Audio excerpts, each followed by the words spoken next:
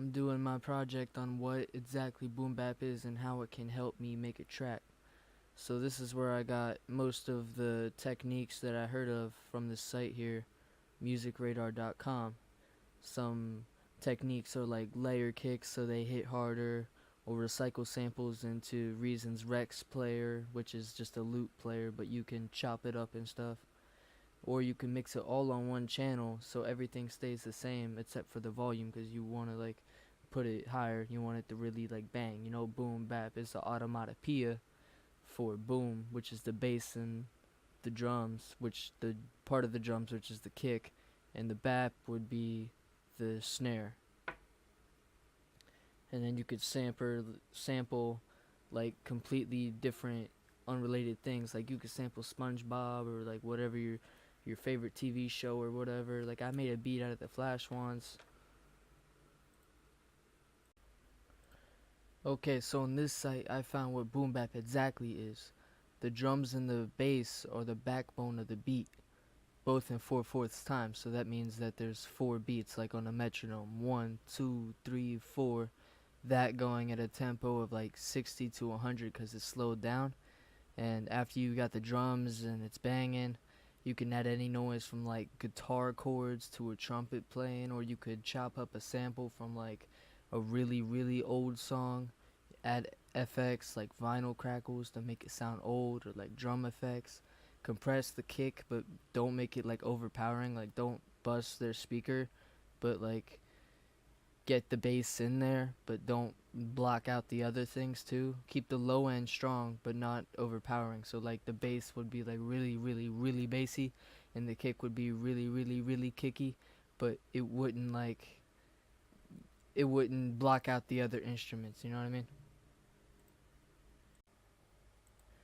Okay, so on this website I found out that boom bap is the automatopoeia for the way the drums hit, but I already told you that. This is where I initially learned that.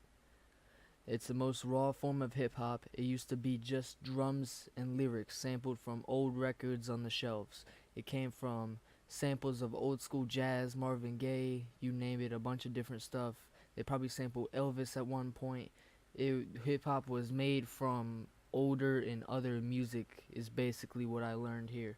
There used to be total different drum patterns. Like the most recent one is snare on the first and third beat. It used to be like just snare on the fourth beat, I think I'm not sure, but this is basically the evolution of it.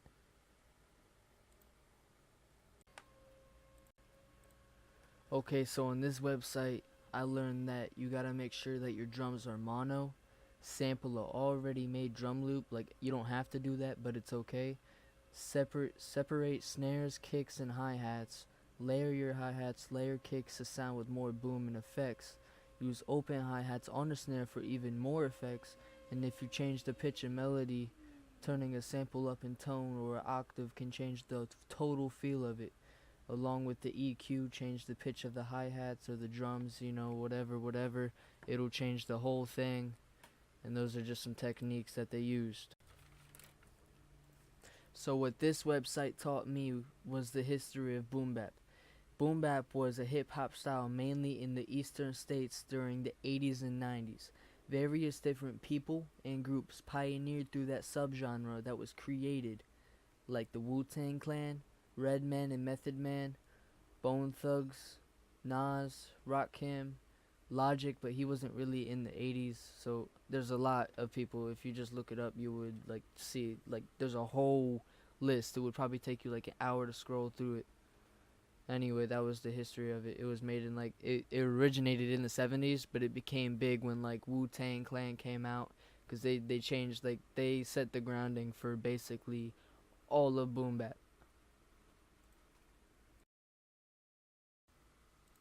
Here's a beat I made from everything I've learned.